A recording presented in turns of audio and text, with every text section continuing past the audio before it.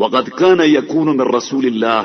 صلى الله عليه وآله الكلام له وجهان، فكلام خاص وكلام عام، فيسمعه من لا يعرف ما عنى الله سبحانه به ولا ما عنى رسول الله صلى الله عليه وآله۔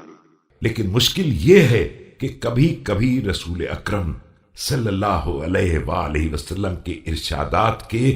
دو رخ ہوتے تھے، بعض کا تعلق خاص افراد سے ہوتا تھا اور بعض کلمات عام ہوتے تھے، اور ان کلمات کو وہ شخص بھی سن لیتا تھا جسے یہ نہیں معلوم تھا کہ خدا اور رسول صلی اللہ علیہ وآلہ وسلم کا مقصد کیا ہے۔ فيحمله السامع ويوجهه على غير معرفة بمعناه وما قصد به وما خرج من أجله، وليس كل أصحاب رسول الله صلى الله عليه وآله من كان يسأله ويستفهمه، اور اسے سن کر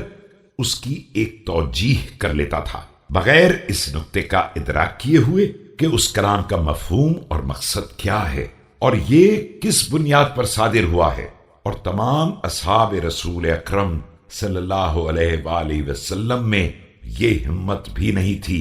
کہ آپ صلی اللہ علیہ وآلہ وسلم سے سوال کر سکیں اور باقاعدہ تحقیق کر سکیں۔ حتى إن كانوا ليحبون أن يجيء الأعرابي أو الطارئ فيسأله عليه السلام حتى يسمعوا، بلکہ اس بات کا انتظار کیا کرتے تھے کہ کوئی صحرائی یا پردیسی آ کر آپ صلی اللہ علیہ وآلہ وسلم سے سوال کرے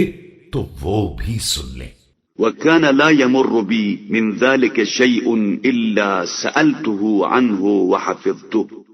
فهذه وجوه ما عليه الناس في اختلافهم وعللهم في رواياتهم۔ یہ صرف میں تھا کہ میرے سامنے سے کوئی ایسی بات نہیں گزرتی تھی